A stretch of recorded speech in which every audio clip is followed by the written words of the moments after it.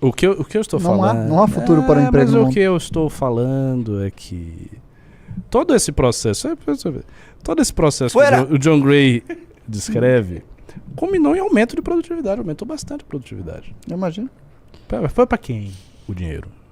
Essa é a questão. Não, hoje nós estamos no ponto da história. Cuidado. Que país que foi isso? Não, você sabe uma coisa? Que Em país termos, foi isso? Vários outros. Que ano?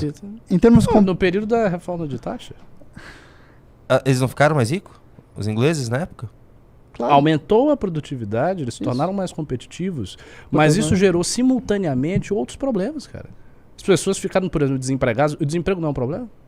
Ficaram mais desempregadas, né? As As reformas pessoas, de é Thatcher? óbvio, todas as reformas deste estilo produziram desemprego em massa. Porque havia um paradigma no estado de bem-estar social, que não é uma invenção socialista. Até porque, por favor, o estado de bem-estar social foi o pilar da democracia cristã alemã. Era socialista. Não, era a Alemanha ocidental, não era a Alemanha oriental. Beleza? Procura aí e veja. Veja, houve desemprego em massa. As pessoas ficaram desempregadas. Aumentou as taxas de desemprego. Isso é claro que é um problema, caralho. Porra, como não é? A pessoa não tem emprego, não é um problema. Não, você ficou desempregado, não, mas tá tudo certo, porque a produtividade aumentou e tem uns ricaços aí que estão ganhando mais dinheiro. Calma aí. Eu não tô dizendo, veja, vocês precisam pensar com nuances. Eu não sou socialista. Se eu fosse um socialista, eu estava na esquerda. Eu não estou na esquerda. O que eu estou dizendo é que nós temos que pensar com nuances. Nós temos que pensar com nuances. Porque, do contrário, você pode estar entrando em certos automatismos mentais que vai lhe conduzir a problemas. Ter desemprego maciço é um problema. Um problema, inclusive, que favorece a criminalidade. Porque se você não tem emprego, o que você vai fazer? Entendi agora. Fez todo sentido. É verdade. Agora eu não tô zoando. Claro que faz sentido. Entendi. Rapaz, existe uma crítica real aos paradigmas econômicos neoliberais e em relação ao que se provocou. As coisas, elas aconteceram. E nós estamos no Brasil, a gente está vendo isso. É que eu sou meio lerdo, Agora nós você falou estamos dessa vendo forma, isso no Brasil. Sou bem lerdo. O governo Fernando Henrique, procure aí as estatísticas de desemprego no governo Fernando Henrique. Você lembra? Não. Aumentou. E não foi pouco. Sabe que em termos realmente absolutos, o país mais desigual do mundo é os Estados Unidos.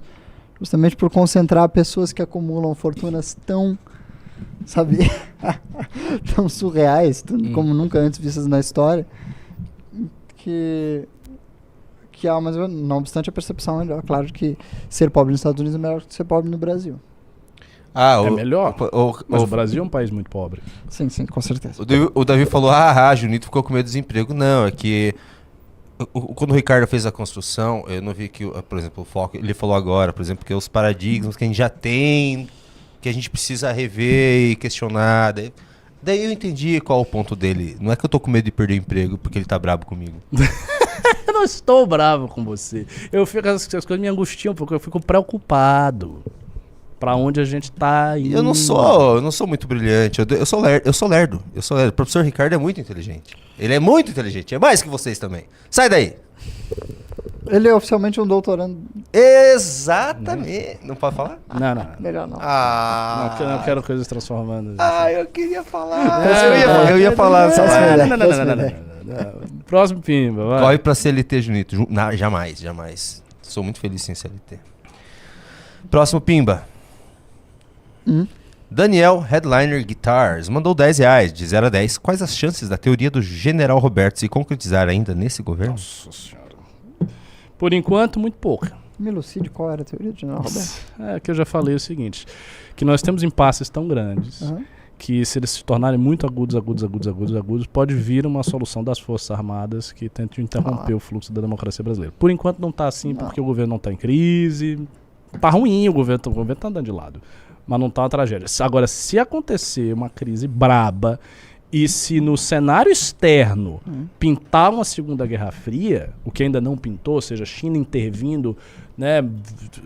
Aí muda muita coisa, cara. Deve se recordar no final de Dilma 2, né? Na época do impeachment, dentre as muitas soluções elaboradas e pensadas e discutidas para o Brasil entre círculos, uma delas era, obviamente, golpe. golpe. Olha lá, estão falando que... Ih, tem alguma coisa em off, hein? O que o Ricardo fez pra você, Junito?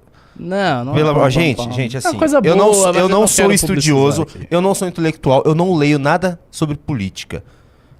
Ele lê, e eu confio nele. Então, se ele falou, eu vou pensar no que ele falou e vou tentar compreender, entende? É isso. Eu posso estar errado também. Exato, É assim, perfeitamente possível que mas eu esteja confio errado. no que o professor Ricardo tá falando. E os Ele lê, argumentos ele mais estuda, ortodoxos porra. sejam certos, né? Eu também não entendo de economia. Se eu tivesse com a Zena Latifi aqui, provavelmente ela destruiria meus argumentos com facilidade. Mas eu não posso mentir. Eu tenho as minhas desconfianças e tenho as minhas preocupações. Eu estou preocupado, pessoalmente, com a situação das pessoas que são pobres. Essa é a minha preocupação e vai ser sempre assim. Eu só leio Senhor dos Porque Anéis. eu vim de família pobre, eu quero ver o pobre bem. Eu só leio Senhor dos E o rico no Anéis Brasil tá e bem. Neuromancer. Tá mal, não. O Rico tá sempre bem. O rico tá sempre bem. Olha, o Junito peidou. Eu peidei mesmo. Pro professor Ricardo, eu recuo. Você não acha que o MBL, ele tem por índole e por sua própria formação, como é que eu posso dizer? Ele se molda a representar os interesses da classe média em particular? Sem dúvida. Ah. Só que tem a questão, que é a questão ideológica. Você veja, eu falei isso e tá as pessoas no chat dizendo é para acabar com as leis trabalhistas, destrua, acabe tudo. Isso aí não é o rico, é o trabalhador. Mas ele quer que acabe porque ele acha que isso vai resolver. Eu não é o trabalhador, eu acho que o cara que pensa assim, classe média. Eu não vejo pessoas... Então... Porque a classe média ela tem agilidade social, mobilidade empregatícia. O pobre não tem. Então, para o cidadão de classe média, a percepção dele da vivência com a CLT é muito mais negativa do que a percepção da vivência com a CLT do pobre. Percebe? Então, entendi. normalmente, o cidadão de classe média vê a CLT como um obstáculo na vida prática dele. Porque ele não consegue negociar essas coisas. Ele tem agilidade empregatícia, ele tem agilidade social, mobilidade social, entende? Consegue de um emprego para outro, de uma coisa, de uma oportunidade para outra. O pobre não. Então, para o pobre às vezes enxerga a CLT como um bote salva-vidas. Não é essa a percepção da classe média sobre. Esse é um ponto. Eu acho que assim, o MBL ele vive dentro do imaginário da classe média. Porque ele nasceu, essencialmente, de pessoas de classe média. E é ilusório não supormos que a sua superestrutura social não condiciona a sua percepção ideológica do mundo. Condiciona. É óbvio que condiciona. Eu chegaria... A minha réplica a isso seria dizer que, pelo menos, amplos setores da classe média, que não são, talvez, setores da classe média empreendedora, os setores da classe média que estão nessa flexibilidade, elas também não estão bem. Não. Porque o ritmo das mudanças sociais as prejudica. Então, elas não conseguem adquirir nada. Elas não têm. Existe toda uma voga de elogiar, por exemplo, a velocidade dos processos na atualidade. Então, você tem que ser flexível. Você tem um emprego aqui, depois você vai para outro, depois você vai para aqui, depois você pega aqui. Mas você sabe o que há por trás disso? Uma imensa insegurança da classe média. Claro. Uma insegurança sobre a classe média. Eu vou dar um exemplo simples. Todo mundo aí que tem pai, mãe, tia, avô, vocês sabem. Era bem comum que a galera entrasse numa empresa, Júnior. Os caras entravam numa empresa e ficavam na empresa 30 anos. Sim. 20 anos na empresa. E depois se aposentava e tal. Ou então fazia um concurso e ficava ali. Ou ficava vendo. Essa estabilidade era uma coisa também que era boa.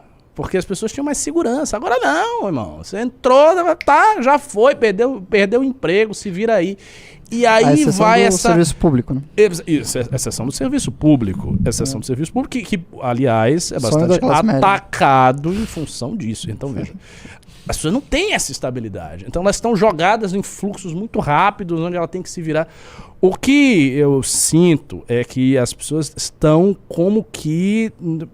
Tem que se agarrar aqui, sabe? É uma situação de insegurança, de vulnerabilidade. A gente precisa criar meios disso passar. Eu quero, por exemplo, eu gostaria, isso é utópico, mas eu gostaria que as pessoas pudessem voltar a almejar, ter um emprego na vida. Arranjar um emprego bom, poder comprar um carro, poder comprar uma casa, poder educar seu filho, educar sua filha, e beleza. Isso não é uma vida boa? Era uma vida bacana, a vida que os Estados Unidos tinham nos anos 50. Era a vida que o europeu tinha na época do Estado de Bem-Estar Social, que depois foi desmontado. E que agora não vive mais assim, desse jeito. Mas isso já foi. O Beraldo esteve aqui hoje à tarde. Ele bateu um papo sobre a realidade dos Estados Unidos e disse que o sonho americano está acabando. Sonho americana, a desigualdade social está crescendo demais, muita inflação, não consegue mais comprar nem imóvel. Mas por quê? Por quê? A pergunta é por que está acabando? Façamos uma leitura crítica. Qual é o modelo econômico que foi implementado nos Estados Unidos nos últimos tempos? Foi o socialismo, minha gente? Pelo amor de Deus. O Clinton era comunista, Reagan era comunista, Bush era comunista. Não era. Mas eles estão emitindo muita moeda, bastante moeda eles estão emitindo. Desde 2008. Desde 2008, desde aquela quebra dos bancos. Eu concordo. Mas este processo de desigualdade, isso é anterior. E assim, se a gente puxar, eu não tenho aqui de cabeça nada disso, até porque o meu estudo empírico das coisas é muito pequeno, mas eu vou estudar muito mais para o livro amarelo. Então eu vou estudar com vontade esses assuntos, de maneira que eu vou saber isso muito bem, viu? Vai ter uma hora que eu vou saber e vou jogar esses dados todos aqui.